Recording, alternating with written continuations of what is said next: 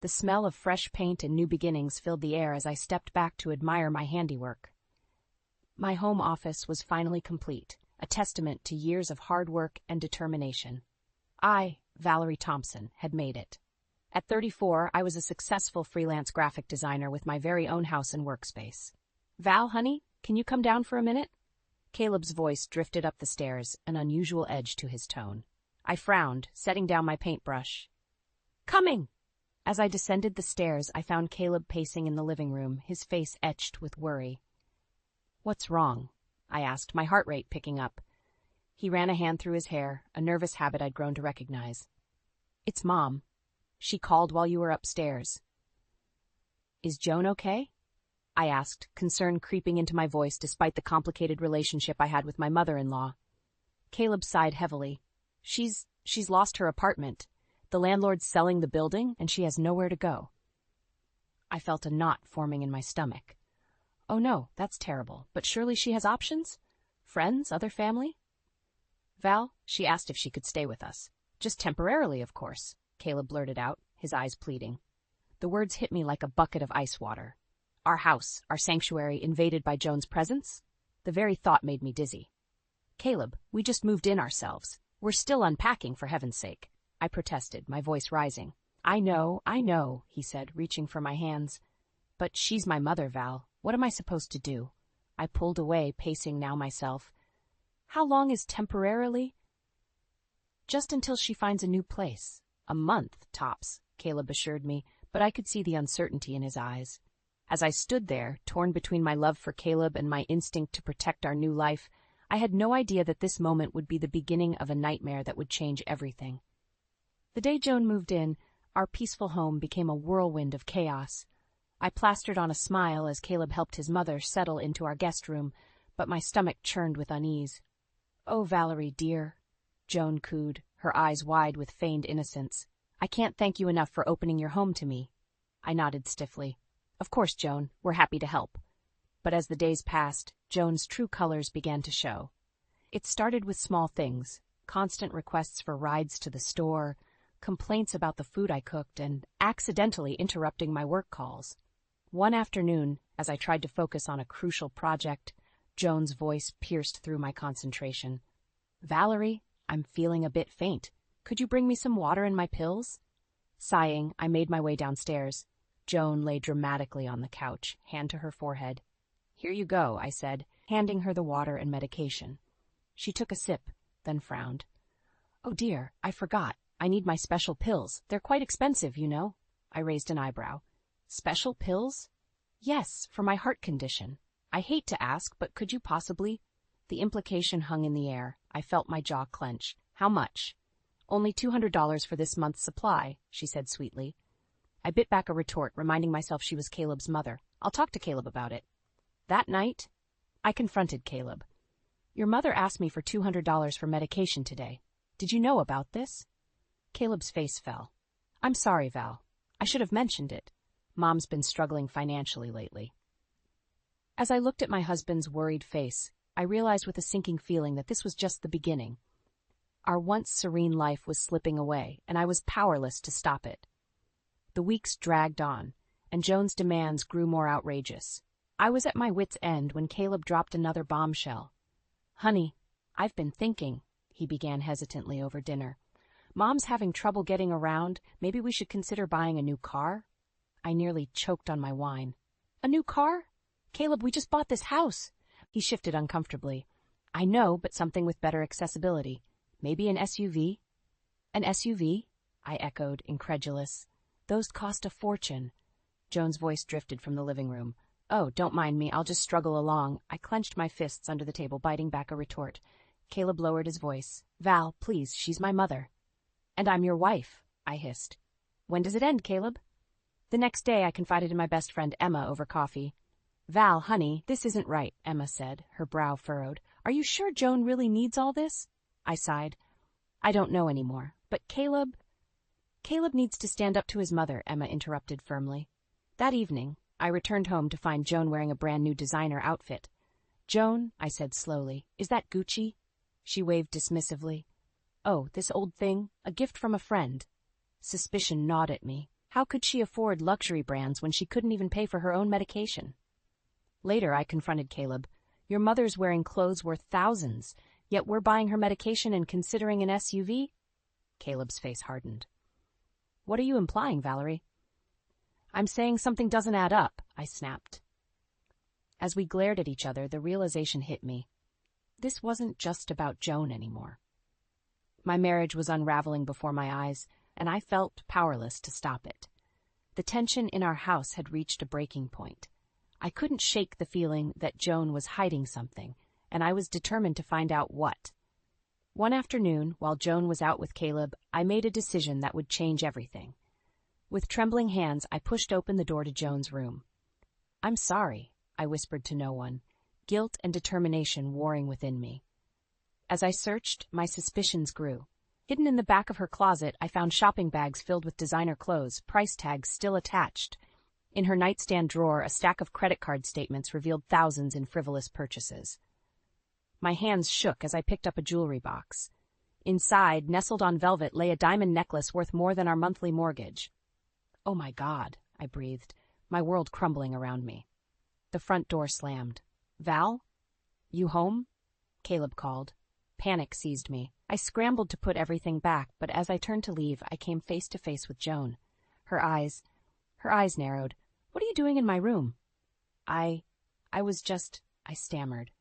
Joan's face contorted with rage. You nosy little bitch, how dare you? Caleb appeared behind her. What's going on? Your wife was snooping through my things. Joan screeched. I found my voice. Caleb, she's been lying to us. Look at all this. I gestured wildly at the evidence of Joan's deceit. Caleb's face hardened. Val, how could you invade her privacy like this? I couldn't believe my ears. Are you serious? She's been manipulating us, spending our money on luxuries while claiming poverty. Get out, Joan hissed. This is my home now. I turned to Caleb, desperate. Please, you have to see what's happening here. But the look in his eyes told me everything. In that moment, I knew our marriage was over. Fine, I said, my voice breaking. I'm leaving us, but don't think this is over. As I stormed out of the house I'd worked so hard for, I vowed this wouldn't be the end. Joan and Caleb had no idea what was coming. I sat on Emma's couch, staring blankly at the wall. My world had imploded in a matter of hours. Val, honey, you need to eat something, Emma urged, offering me a sandwich. I shook my head. I can't believe this is happening. How could Caleb choose her over me? Emma's eyes flashed with anger. Because he's a mama's boy who can't see past Joan's manipulation. You deserve better. My phone buzzed. Another text from Caleb. I ignored it.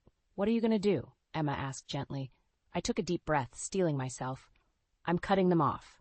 All of it. Emma's eyebrows shot up. You mean? Everything, I said firmly. The house is in my name, the utilities, the car payments, all of it. They want to take advantage of me?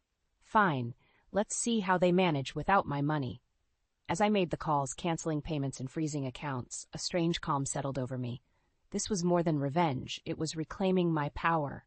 Later that evening, Caleb finally called. I answered, my heart pounding. Val, what have you done? He demanded. The lights are off, and the bank says our accounts are frozen. No, Caleb, I corrected coldly. My accounts are frozen. My utilities are canceled. You and your mother wanted control? Congratulations, it's all yours now. You can't do this, he shouted.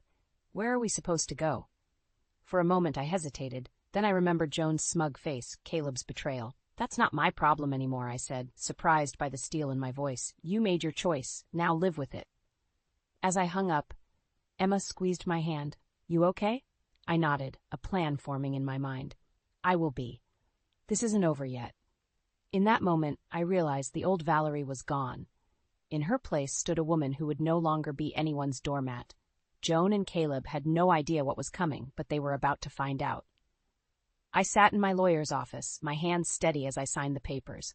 With a few strokes of a pen, I was about to turn Caleb and Joan's world upside down. Are you sure about this, Valerie? My lawyer asked, concern etched on her face. I nodded firmly.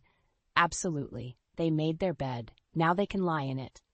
As I left the office, my phone buzzed. Caleb's number flashed on the screen. I took a deep breath and answered. Val, please, he begged, his voice cracking. We need to talk. Mom's not well, and we're struggling without my money? I interrupted coldly.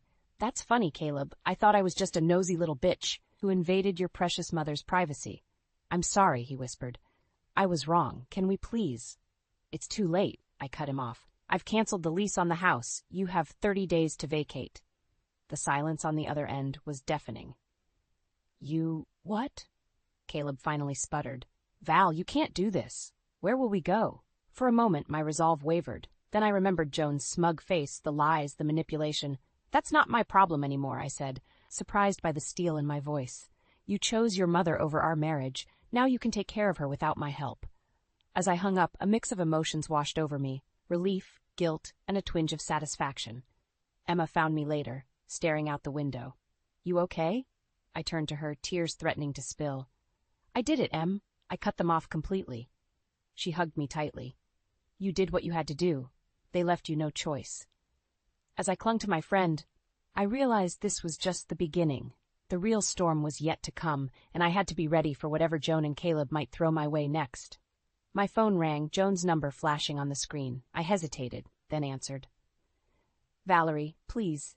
Joan's voice quavered. I'm so sorry for everything. We need to talk. I gripped the phone tightly. There's nothing to discuss, Joan. I was wrong, she pleaded. I'll pay you back every penny. Just please don't do this to us. For a moment, I wavered. Then I remembered the lies, the manipulation, the betrayal. It's too late for apologies, I said coldly. You made your choices. But where will we go? Joan's voice cracked. Caleb can't support us both on his salary. That's not my problem anymore, I replied, surprised by my own resolve. Oh, and Joan, I've already leased the house to new tenants. You have 2 weeks to move out. The silence on the other end was deafening. You can't do this, Joan shrieked. We'll be homeless. I took a deep breath. You should have thought about that before you took advantage of my kindness. As I hung up, Emma appeared in the doorway, concern etched on her face. Val, are you okay? I nodded, but my hands were shaking. I did it, Em. I stood up to her. Emma hugged me tightly. I'm proud of you, but are you sure about this? Before I could answer, my phone buzzed with a text from Caleb. You've gone too far. You'll regret this. My stomach churned. What if I was making a terrible mistake? Just then, an email notification popped up. It was from my biggest client, canceling our contract due to personal recommendations against working with me.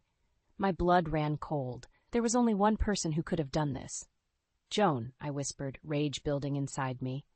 I turned to Emma, my resolve hardening. This isn't over. They want to play dirty? Fine, I'll show them what I'm really capable of. As I began formulating my next move, I realized there was no turning back now. The final battle was about to begin, and I was determined to come out on top. 6 months after the showdown with Joan and Caleb, I stood in front of my new office building, a sense of pride washing over me. The journey hadn't been easy, but I'd come out stronger. My phone buzzed, a text from my old neighbor, Sarah. Thought you should know. Saw Joan and Caleb at the shelter again. They're really struggling. I paused, conflicting emotions swirling inside me.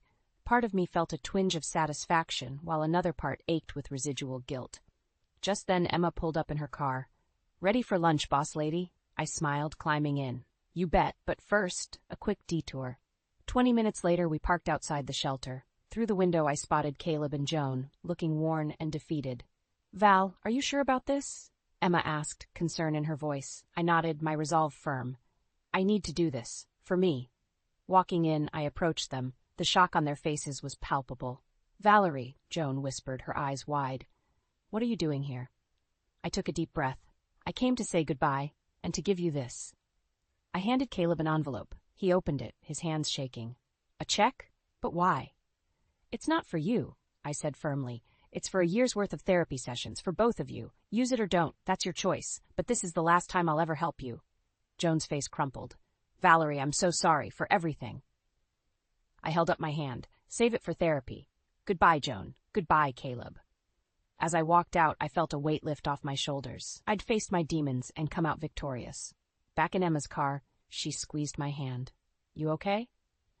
I smiled, feeling truly free for the first time in months. More than okay. I'm ready for my new chapter. As we drove away, I realized that sometimes the greatest revenge isn't about hurting others.